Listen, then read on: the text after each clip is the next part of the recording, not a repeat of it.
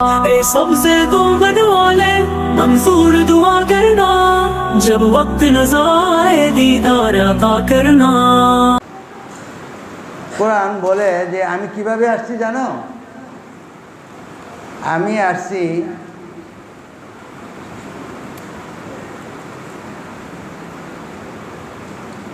এক আজিম ফেরেশতা,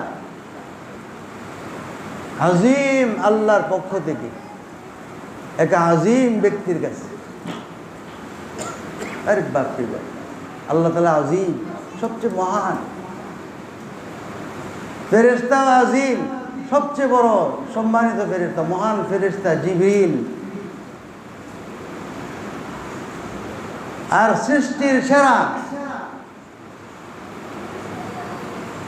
সরদার কায়নাত, সেও আজিম, এক আজিম সত্তার পক্ষ থেকে আজিম ফেরেশতা, এক আজিম ব্যক্তি হযরত মুহাম্মদুর রাসূলুল্লাহ সাল্লাল্লাহু আলাইহি ওয়াসাল্লামের কাছে আমাকে নাজিল করা হয়েছে।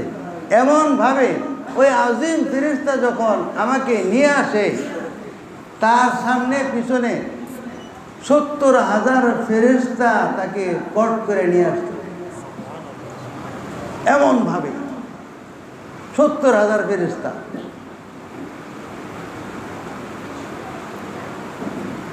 আর আমি হলাম আল্লাহর কালাম, আল্লাহর কালাম। এই জন্য হাফেজে কোরআনকে যে মর্যাদা দেওয়া হবে, বেহেশতের মধ্যে একটা জায়গা আছে নাম তুবা। এই তুবা নামক বেহেশতের মধ্যে হাফেজে কোরআনদেরকে জায়গা দেওয়া হবে। আর এই তুবা বেহেশতরা বানানো হয়েছে পার্সোনাল ভাবে, পার্সোনাল পাথর, মারজান পাথর। পাথরের অনেক নাম আছে, এই যে মেহরাবে দেখতেছেন না, এক একটা পাথর এক একটা নাম। মারমারা, আমার কিছু মনে আছে, গোল্ডেন স্টোন, পরে গোল্ডেন পিন, পরে হলো কারারা, জাগুয়ার, অ্যানথাক। আমি তো কয়েকটা কয়ে ফেলাইলাম, এখানে এগুলো আছে। আমি বলে ফেলালাম এখানে কতগুলি পাথর আছে। তাও তো আমরা তো আর এই তো মালদার মানুষ না, গরিব মানুষ, গরিব পয়সা লিয়া এখানে যে কয়টা পাথর দেওয়া সম্ভব হয়েছে দেওয়া হয়েছে। যদি আরও টাকা থাকতো বা বর্তমান যে অবস্থা আছে এই অবস্থায় যদি থাকতাম, তাহলে এটা যে কী করতাম এটা আল্লাহ জানে। তার আল্লাহ মারজান পাথর দিয়ে বেহেশত বানাইছে, ওই তুবা বেহেশত। ওই তুবা বেহেশতের মধ্যে তাদেরকে জায়গা দেওয়া হবে। আর ওই বেহেশতে ঢুকার জন্য ঢুকবে যে, ওই বেহেশতের মধ্যে 70টা গেট আছে, 70টা গেট। প্রত্যেকটা গেটের মধ্যে 70,000 ফেরেশতা দিয়ে পাহারাদার দেওয়া আছে। এই 70,000 গেট পার হওয়ার পরে যায় সে তার আসল জায়গা খুঁজে পাবে, আসল সৌন্দর্য সে যেটা সেখানে দেখতে পাবে। আল্লাহু আকবার। হ্যাঁ, নিজে হাফেজ হইতে পারলাম না, বা আমার ছেলে হাফেজ হইতে পারলো না, অথবা এইদিকে নাই, মানুষ বড়াই করে যে আমার ছেলে ব্যারিস্টার হয়েছে, আমার ছেলে জজ হয়েছে, সুপ্রিম কোর্ট হাইকোর্টের বিচারক হয়েছে, বিচারপতি হয়েছে, প্রধান বিচারপতি হয়েছে। আল্লাহু আকবার। এই কোরআন, কোরআন যার ভিতরে আসে সে কি হবে? আশাবাদ দেই, আমাদের দেশে 2টা কাঠ আছে, এই 2 কাঠটা দুনিয়ার কোনো কাজ হয় না জ্বালানি ছাড়া। একটা কয় মেরা কাঠ, আর একটা কয় শিমুল কাঠ। এই যে শিমুল তুলা, এইটা দেওয়া ওই যে ইটের যে বাটা আছে, ইটের বাটার মধ্যে আগুন জ্বালায়। আর ওই মেরা কাঠ যেটা কয়, ওইটাকেও ওই ব্যাপারীরা কিনা, আমি শুনছি মেসের কাঠি আছে না, এই মেসের কাঠি বানায় এটা। এখন যদি কেউ এই মেরা কাঠ দেয়া অথবা এই সেগুন গাছের সেগুন কাঠ দেয়া চিরাইলে কাঠ হবে না, এরকম না, হবে। এখন এই কাঠটা যদি কোরআন শরীফের রেহাল বানায়, কি বানায়? কোরআন শরীফের রেহাল বানায়, তাহলে এই রেহালটার সাথে কেউ বেয়াদবি করবে না, চুম্বন দিব। হ্যাঁ, কারবার দেখছেন, কোরআনের কাছেও সে আসে নাই, শুধু কোরআনের জন্য তাকে বানানো হয়েছে, শিল্পী তাকে কোরআনের জন্য বানাইছে, এই শুধু এই বানানোর জন্যই তার সম্মান বেড়ে গেছে। এই জন্য তিনটা জিনিস আছে, হ্যাঁ, এই তিনটা জিনিসকে আজিম বলা হয়। একটা হলো আল্লাহর সত্তাকে আজিম বলা হয়। আল্লাহর সম্পর্কে যদি কেউ বিরূপ কোনো মন্তব্য করে, 2 নম্বর কোরআন, এটাকে আজিম বলা হয়। কোরআন সম্পর্কে যদি কেউ বিরূপ মন্তব্য করে, 3 নম্বর আল্লাহর রসুল, তাকেও আজিম বলা হয়। ওয়া ইন্নাকা লাআলা খুলুকিন আজিম, রসুলকে আজিম বলা হয়। যে রসুল সম্পর্কেও যদি খারাপ মন্তব্য কেউ করে, বুঝতে হবে তার জন্মের সমস্যা আছে। আল্লাহ রসুলের কটূক্তি করছিল, আপনারা জানেন, কিছুদিন আগে পত্রিকায় আসছে, ওরা শুট করে মেরে আরেছে, মৃত্যুরা করুণভাবে। ওই আবু জাহেলের যুগে, ওই জাহিলিয়াতের সময় আল্লাহর রসুলের নানান সমস্যা, নুন ওয়াল কালামি ওমা ইয়াসতুরুন ওমা আনতা বিনিয়ামাতি রব্বি বিনিয়ামাতি রব্বিকা বিমাজনুন। আল্লাহ পাক স্বয়ং আল্লাহর রসুলের সাফাই গাইছেন যে না, তোমাকে যারা পাগল বলে তুমি পাগল নও। কোনো সমালোচনা করা যায় না, কোনো সমালোচনা করা যায় না, আল্লাহ সম্পর্কে কোনো সমালোচনা করা যায় না। এই যে সাম্প্রতিক দেখি হুটহাট এদিক সেদিক থেকে আল্লাহরে নিয়ে বিরূপ মন্তব্য করে, রসুলকে নিয়ে মন্তব্য করে, কোরআনকে নিয়ে মন্তব্য করে, পুলিশে ধরে, ধরে জেলখানায় দেয়, পানিশ দেয়। এই জন্য কোরআন এগুলো আজিম। ওমাই ইউআযযিম শাআইরাল্লাহ আজিম। আজিম কাকে বলা হয়?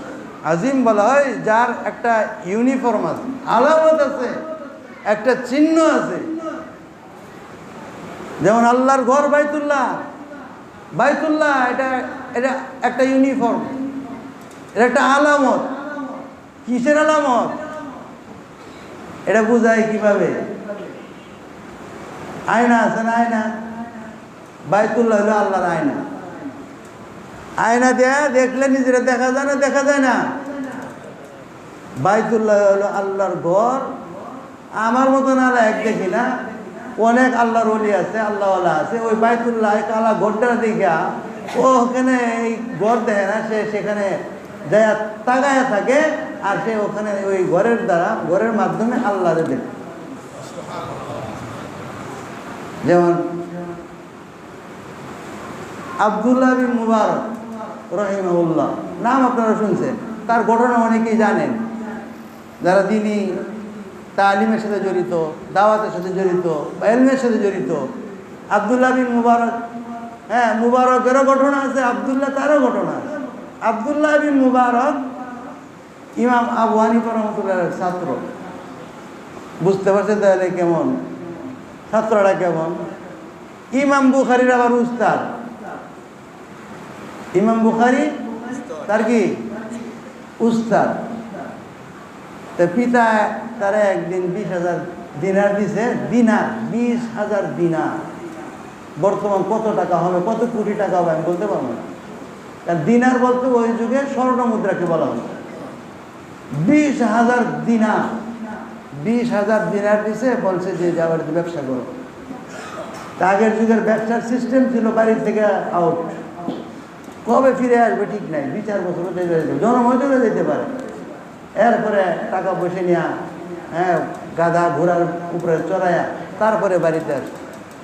তো বহু বছর মক্কা, মদিনা, বসরা, ইরাক, তিরমিজ, বুখারা, সমরকন্দ, তাশকন্দ, এই রাশিয়ার বৃহত্তর এরিয়া, এইগুলোতে খালি ঘোরাফেরা করছে এবং ঘোরাফেরা করার পরে দেয়া টাকা পয়সা সব শেষ,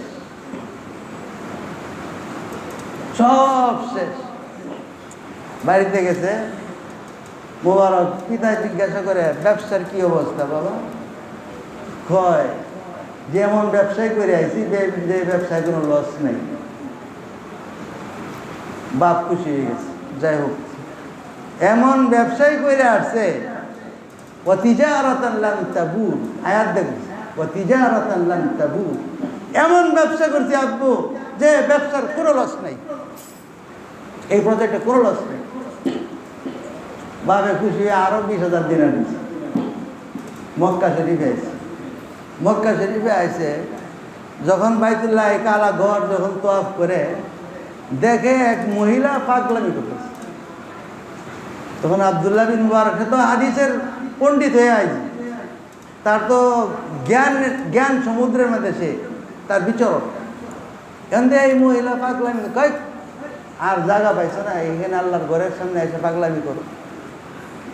কারণ আল্লাহ যারে যেখানে কবুল করে, আল্লাহ এমন মানুষও দেখাই যে আল্লাহ আল্লাহু আকবার এই পর্যন্ত নাই, এইটাও নাই এইটাও নাই, আল্লাহর ঘর তো অফ করতেছে। আল্লাহ তারা কবুল না করলে কিছু সে যাইতে পারছে? হ্যাঁ, আল্লাহ কবুল করছে তার।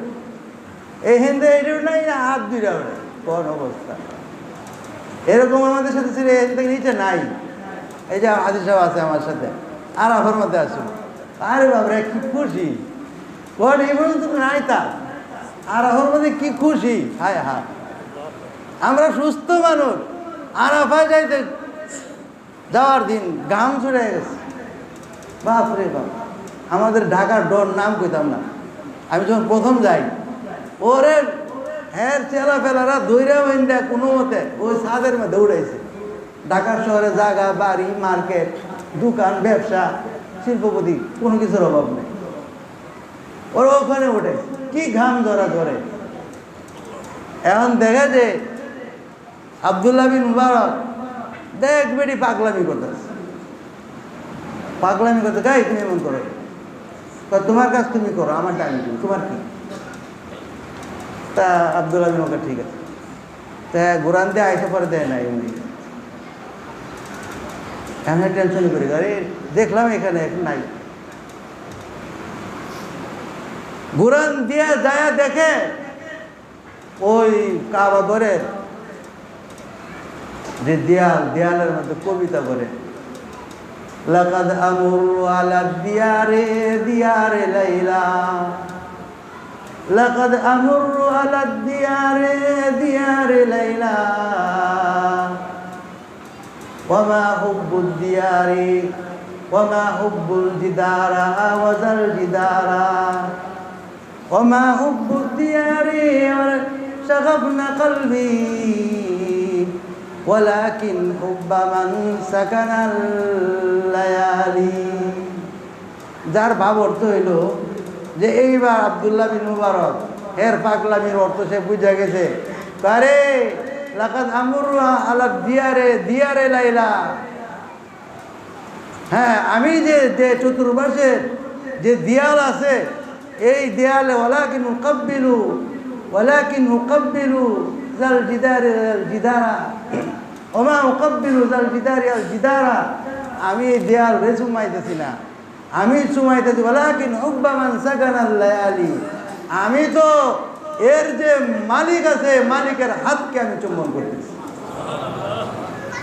তাহলে সে আল্লাহরে দেখে না, ওখানে সরাসরি দেখছে, আমি ঘরের তো তফ করতেছি না, আমি তো এই এর যে মালিক তার হাতকে আমি চুম্বন করতেছি। সুবহানাল্লাহ সুবহানাল্লাহ, কইতে কই গেলাম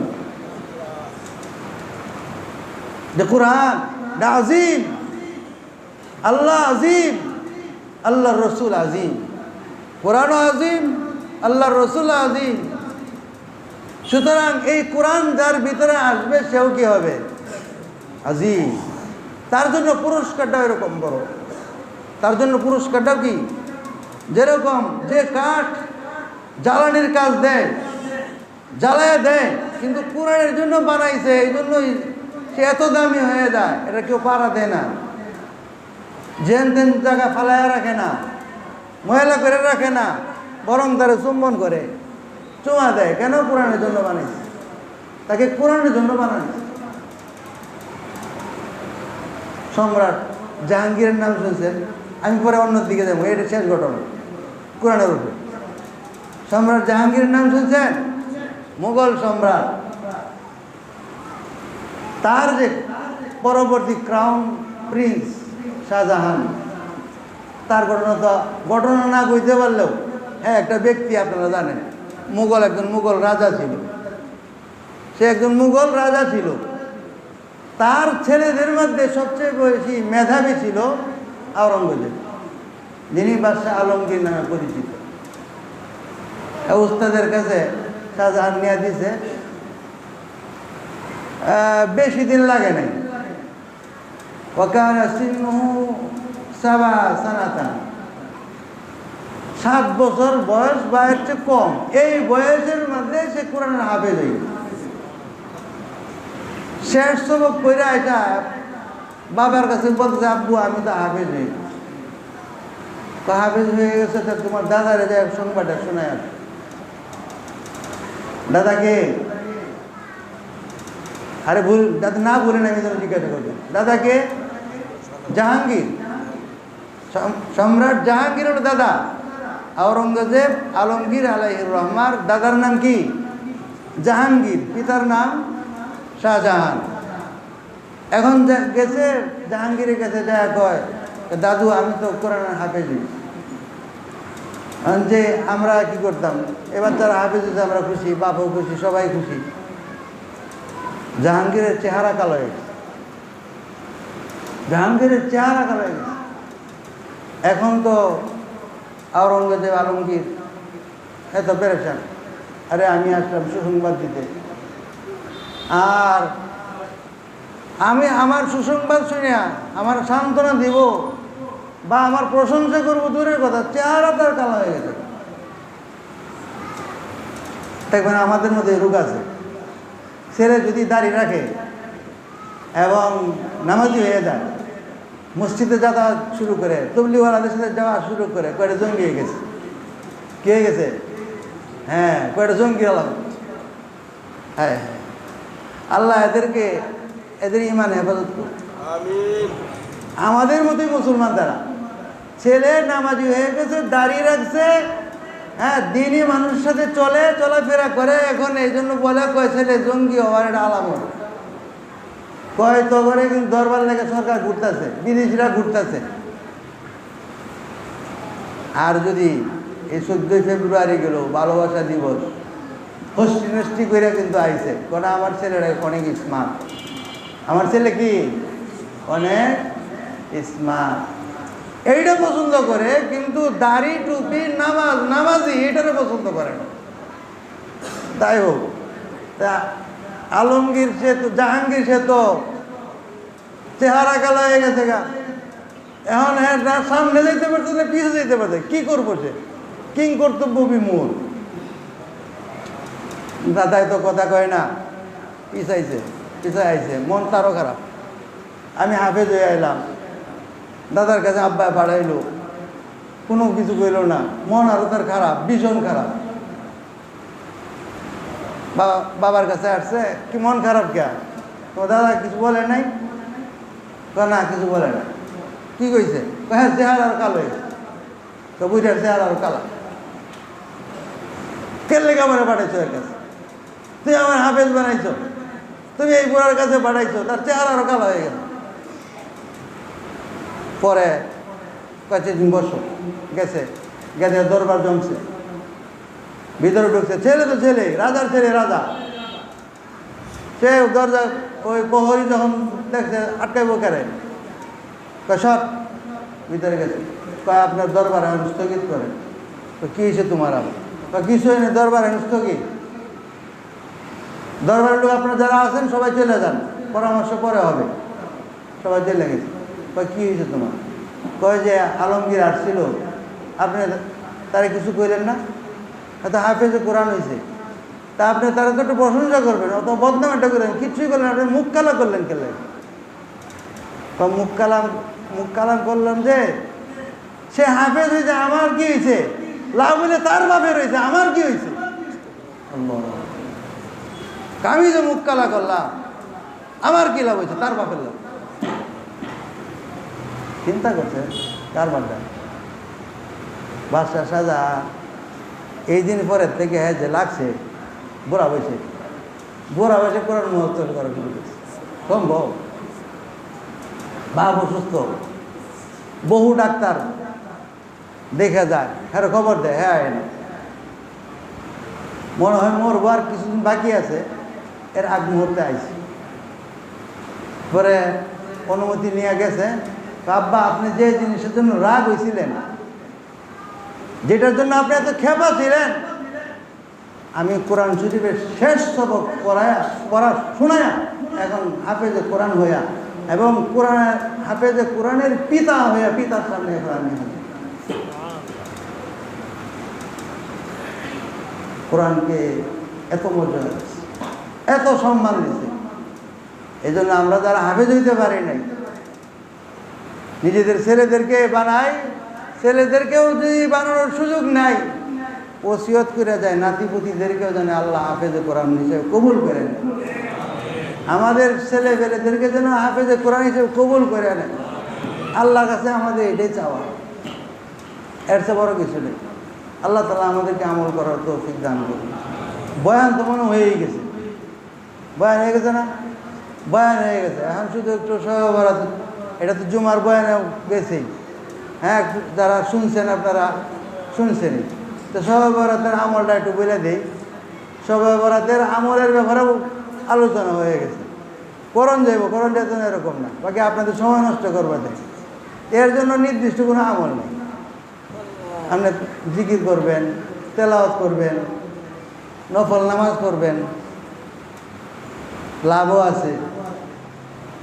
হজরতে আয়েশা সিদ্দিকা রাদিয়াল্লাহু আনহা হাদিসের মধ্যে আসছে যে একদিন বিছানার মধ্যে, যে দিন ওনার ঘরে থাকার কথা বিছানা খুঁজে পায় না, তো খুঁজতে খুঁজতে আবার কোনো ঘরে গেল কিনা, যায় ওই যে বাকি জান্নাতুল বাকি যাকে বলে, বাকিউল গারকাত,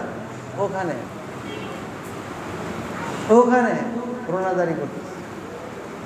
এই হিসাবে শবে বরাতে কবরস্থানের জীবনে একবার হলেও যাওয়া, দোয়া টোয়া করা মুরব্বীদের জন্য। আল্লাহ রসুল যেহেতু দোয়া করছেন, আমরাও করতে পারি, নিষেধের কিছু নেই, না জায়েজের কিছু নেই। তাহলে নবী আলাইহিস সালাম আওয়াজ পায়া বলেন, আয়েশা তুমি কি ভাবছো, তোমার সাথে কোনো অবিচার করছে? না ইয়া রাসূলুল্লাহ, মনে করছি অন্য কোনো স্ত্রী করে গেছে। না, তুমি কি জানো আজকের এই রাত হইল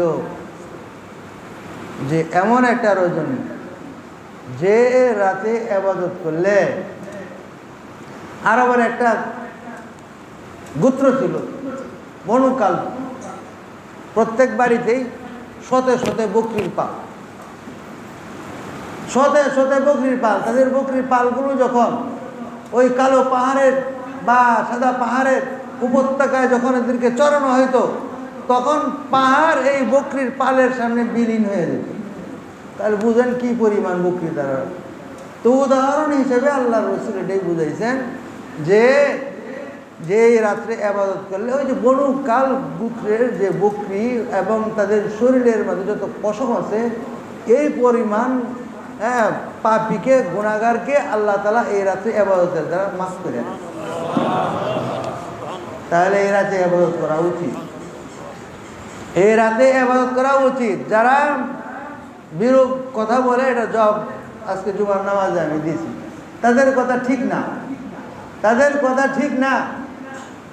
হ্যাঁ, তবে যে এটাকে খুব গুরুত্ব দেওয়া, ফরজের সমান গুরুত্ব দেওয়া, ওয়াজিবের সমান গুরুত্ব দেওয়া, বা সুন্নতে মুআক্কাদার মতো গুরুত্ব দেওয়া, এত গুরুত্ব দেওয়া যাবে। কারণ যেটাকে যেটুকু গুরুত্ব ততটুকুই দিতে হবে, এর বেশি না। ফরজ নামাজ 4 রাকাত, এখন যদি কেউ 6 রাকাত পড়ছি আমি এশারের নামাজ, তাহলে তার নামাজ হয়েছে? নামাজ হয়নি। এখন ফজরের নামাজ 2 রাকাত, 1 রাকাত পড়ছি, তার নামাজ হয়েছে? হয়নি। যেটা যেটুকু গুরুত্ব তাকে ততটুকুই গুরুত্ব দিতে হবে। লাইলাতুল বারাত ফি নাফসি, তার জায়গার মধ্যে যে গুরুত্ব পাওয়া যতটুকু, ততটুকু গুরুত্ব তার আছে। এবং সেই গুরুত্বটা যদি আমরা দেই, আশা করি আল্লাহ তাআলা আমাদের জীবনকে এরকম নুরানি বানায় দেন। হযরত মুহাম্মদুর রাসূলুল্লাহ সাল্লাল্লাহু আলাইহি ওয়াসাল্লামের নকশা ছিলেন হযরত সাহাবায়ে কেরাম। হযরত সাহাবায়ে কেরাম আল্লাহর রাসূলের কাছ থেকে তো আমল শিখছেন, ওই আমলের কথাই তো আমরা বলি। হযরত নবী আলাইহিস সালাতু ওয়াস সালাম বলেন, ইযা কানাত লাইলাতুন নিসফি মিন শাবান ফাকুমু লাইলাহা ওয়া সুমু ইয়াওমা। যখন যে শাবান মাসের 15তম রজনী রাত যখন আসে, ফাকুমু লাইলাহা, রাতের বেলা তোমরা দাঁড়ায় থাকো, মানে রাতের বেলা ইবাদত করো, নামাজ পড়ো নফল। ওয়া সুমু ইয়াওমা, দিনের বেলা রোজা। রাতের সম্পর্ক দিনের সাথে নাই, দিনের সম্পর্ক রাতের সাথে নাই। তবে রোজা রাখলে এই রোজার দিয়ে একটা নূর তৈরি হয়। এই নূরটা আপনি আমাকে নিয়ে যায় ওই রমজান মাস পর্যন্ত। এই জন্য রমজান মাসের আগের ভূমিকা হইল এই শাবান মাস, শাবান মাসের রোজা। আপনি যদি একটা রোজা রাখেন, আমি যদি একটা রোজা রাখি বা 2টা রোজা রাখি বা 3টা রোজা রাখি, তে আমার এই অভ্যাসের দ্বারা রমজান মাসের রোজাটা সহজ হয়ে যাবে। এটা আসানির জন্য, বোঝার জন্য, টেস্টিং। এজন্য আমরা যারা সামর্থ্যবান, শারীরিকভাবে সামর্থ্য রাখি, হ্যাঁ, সম্ভব হইলে রোজাটা রাখি। আল্লাহ রসুল সাল্লাল্লাহু আলাইহি ওয়াসাল্লাম যেহেতু বলেছেন, ফাকুমু লাইলাহা ওয়া সুমু ইয়াওমাহা, রাতের বেলা তোমরা নামাজ পড়ো, ইবাদত করো, ওয়া সুমু ইয়াওমাহা, আর দিনের বেলায় রোজা রাখো। ফাইন্নাল্লাহা ইয়ানজিলু ফিহা লিগুরুবিশ শামসি, কারণ আল্লাহ তাআলা নিয়ম আছে, প্রত্যেক দিনেই প্রথম আসমানে আয়সা ডাকতে থাকে বান্দারে, আল্লাহ মিন মুস্তাগফিরিন, আছে কোনো গুনাহগার ক্ষমা প্রার্থী, আল্লাহ মিন মুস্তারজিকিন, রিজিকের অভাবে কেউ আছে।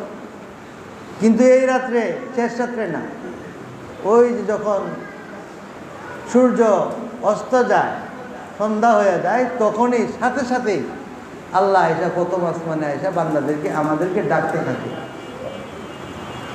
যার যার হাজত, হযরত নবী আলাইহিস সালাতু ওয়াস সালাম এই মাসে বেশি রোজা এই জন্য রাখতেন, যেহেতু এই মাসের মধ্যে আপনি আমার আমলকে আল্লাহর কাছে পেশ করা হয়।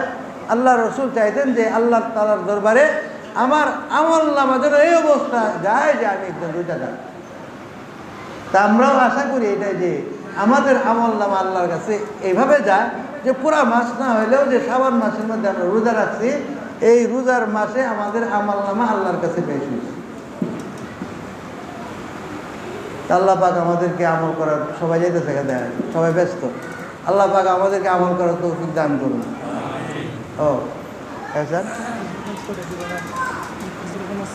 এই শেষ করে সেই শেষটা করে কোথায় 5টা 20 মনে হয় না? ওই যে ওখানে একটা ক্যালেন্ডার আছে, দেখেন তাড়াতাড়ি দেখে আছে।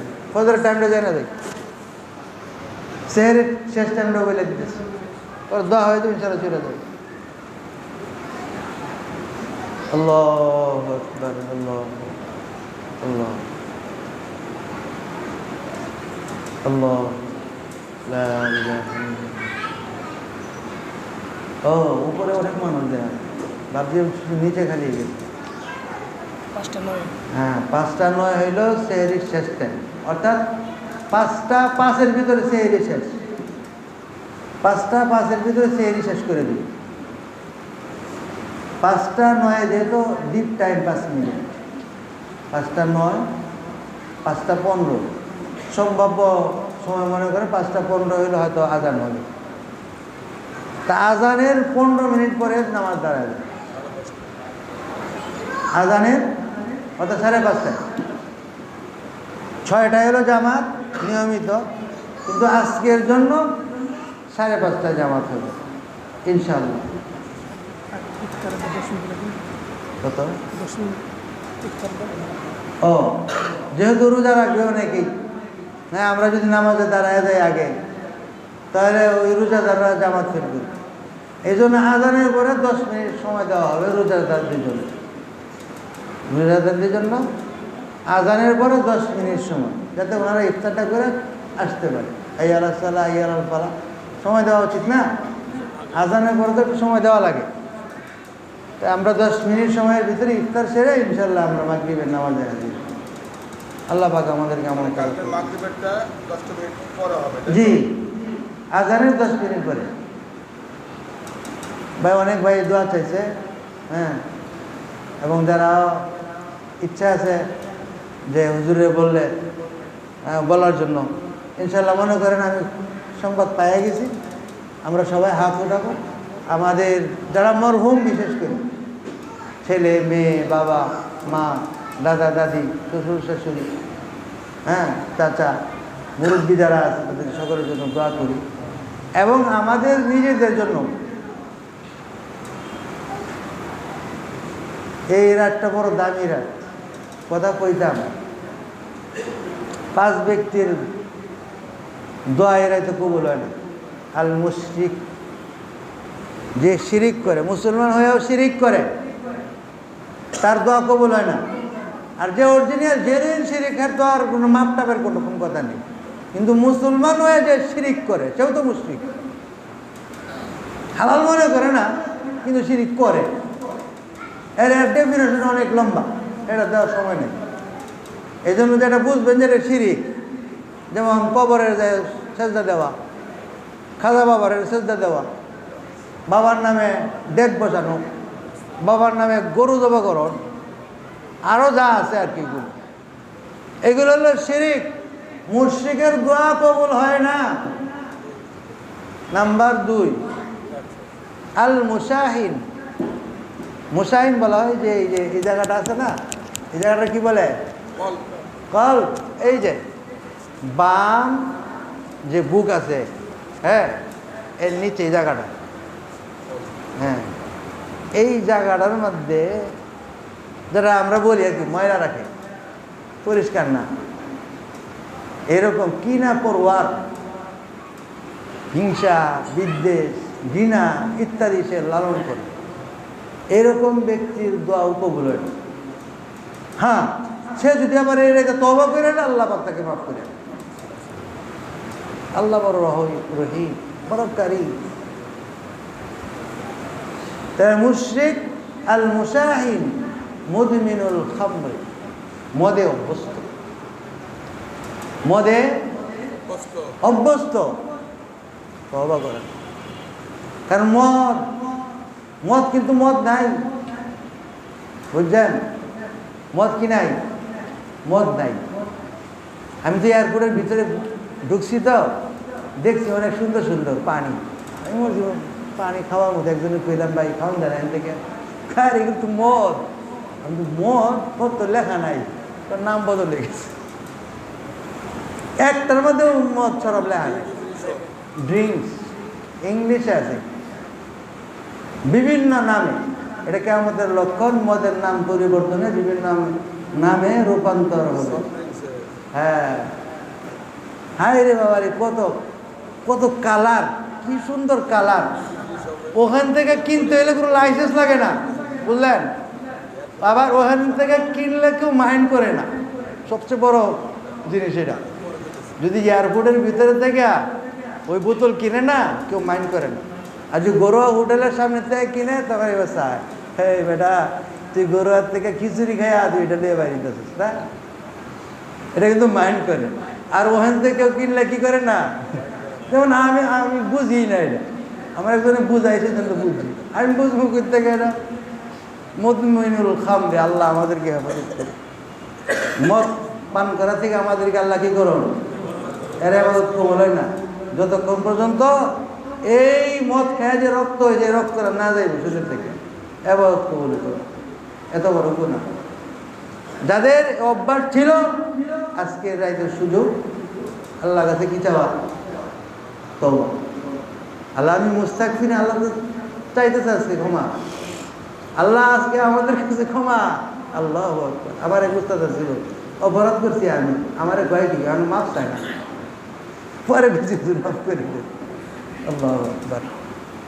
তা আল্লাহ এরকমই আর কি, যে তারা মাপ চায়, আজকে যত পারস মাপ চায়। আল মুশরিক, আল মুশরিক পড়ালাম, হ্যাঁ, আল মুশাহিন কলব, মনে রাখবেন এগুলি, মস্ত রাখবেন। খালি ওয়াইনে লাভ আছে, দুনিয়া করে ওয়াজ করে লাভ নেই। হ্যাঁ, 1 নম্বর হইল মুশরিক, 2 নম্বর আল মুসাহিন, দিলের ময়লা, 3 নম্বর মুদমিনুল খামরে, মদপুর, মদদি যারে কয় আমরা ভাষায় কই মদদি। কয়টা মদদি যাই ওটা গালি হয়ে গেছে ভাই, কেউ না কই এই ধরনের শব্দ বুঝায় সমঝায় যে হোক তারা ঠিক করে ঠিক, এরকম শব্দ অপমান কাউকে করতে নেই। আক্কুল ওয়ালিদাইন, পিতা মাতার নাফরমান সন্তান, পিতা মাতার অবাধ্য, অর্থাৎ মা বাপরে জ্বালায় পুরা খায়া ফেলেছে। এমনি তো একটু টক্কর টক্কর বাপ ফিরে লাগতে পারে, কিন্তু বাপেরে জ্বালায় লাইছে, মারে জ্বালায় লাইছে, জ্বালা পুরা শেষ, এমন চূড়ান্ত পর্যায়ে। এটাকে বলে হক্কুল ওয়ালিদাইন, হক্কুল ওয়ালিদাইন, পিতা মাতার নাফরমান। 4, 5 নম্বর হইল কাতউর রাহিম, বৈধ কারণ ছাড়া আত্মীয়তা সম্পর্ক ছিন্নকারী। বৈধ কারণ ছাড়া আত্মীয়তা সম্পর্ক ছিন্নকারী। হযরত ওমর রাদিয়াল্লাহু আনহু নিজের ছেলের সঙ্গে সম্পর্ক ছিন্ন করছে যে তুই আমার সামনে আসবি না। কেন? সে আল্লাহর রাসূল সাল্লাল্লাহু আলাইহি ওয়াসাল্লামের একটা হাদিসের মধ্যে একটু কিলো কাল করছিল, এর জন্য ইমান যায় না তার, যেটুক করছে আর কি। এই নবীর কথার সামনে তোমার কথা যাওয়ার, সারা জীবন আমার সামনে আসবা, সারা জিন্দিগি ভর উমরের সামনে আসতে পারে। বৈধ কারণ ছাড়া আত্মীয়তা সম্পর্ক ছিন্ন না করা, এই 5 প্রকারের লোককে এরকম দিনে আল্লাহ তার দোয়া, তাদের দোয়া আল্লাহ কবুল করে না। তবে যদি এই 5 প্রকারের লোক এই রাত্রে আল্লাহর কাছে তওবা করে, আল্লাহ তাআলা তাদেরকে মাফ করে দেয়। আল্লাহ তাআলা আমাদের সকলকে আমল করার তৌফিক দান করুন। ওয়া আখিরু দাওয়ানা আলহামদুলিল্লাহি রাব্বিল আলামিন।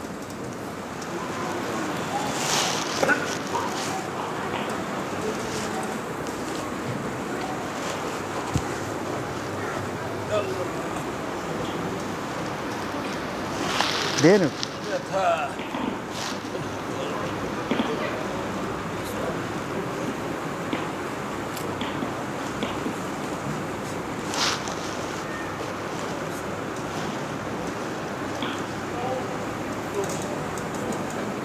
সকলে সূরা ফাতিহা পড়ি। أعوذ بالله من الشيطان الرجيم. بسم الله الرحمن الرحيم. الحمد لله رب العالمين الرحمن الرحيم مالك يوم الدين